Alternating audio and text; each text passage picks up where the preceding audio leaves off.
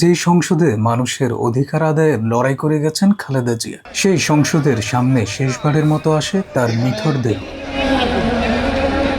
দুপুরে জানাজার কথা থাকলেও সকাল থেকে মানিক মিয়া অ্যাভিনিউতে আসতে থাকেন বিভিন্ন শ্রেণী পেশার মানুষ।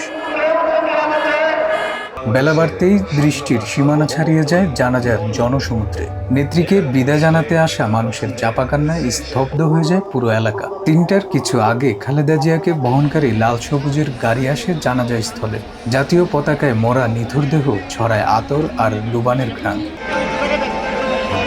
আধিপত্যবাদের বিরুদ্ধে আমৃত লড়াই করা খালেদা জিয়ার প্রতি মানুষের যে ভালোবাসা, তা দেখা গেল শেষ বিদায়ে।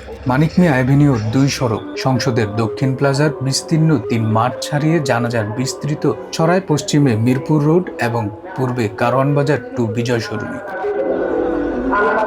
খালেদা জিয়ার জানাজায় অংশ নেন প্রধান উপদেষ্টা ডক্টর মোহাম্মদ ইউনূস, প্রধান বিচারপতি, ৩ বাহিনীর প্রধান জামায়াত আমির শফিকুর রহমান, এনসিপি প্রধান নাহিদ ইসলাম সহ জুলাই অভ্যুত্থানের নেতারা। মহাকালের মহাপ্রস্থানে স্মৃতিচরণ করতে গিয়ে বিএনপির স্থায়ী কমিটির সদস্য নজরুল ইসলাম খান বলেন, খালেদা জিয়ার আপসহীন নেতৃত্ব কাল হয়ে দাঁড়ায় তার জন্য। রাজনীতির আকাশ থেকে খসে পড়া ধ্রুবতারা খালেদা জিয়া। মায়ের অন্তিম যাত্রায় শোকে পাথর পুত্র তারেক রহমান। মায়ের জন্য চাইলেন দোয়া।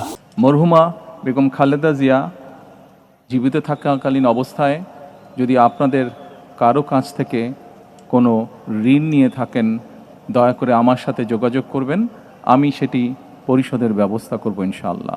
একই সাথে উনি জীবিত থাকাকালীন অবস্থায় ওনার কোনো ব্যবহারে, ওনার কোনো কথায় যদি কেউ আঘাত পেয়ে থাকেন, তাহলে মরহুমার পক্ষ থেকে আমি আপনাদের কাছে ক্ষমা প্রার্থী।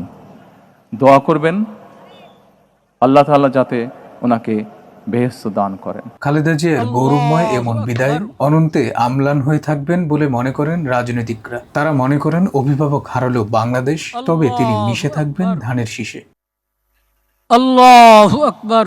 Bangla affairs news desk. আসসালামু আলাইকুম ওয়া রাহমাতুল্লাহ। আসসালামু আলাইকুম ওয়া রাহমাতুল্লাহ।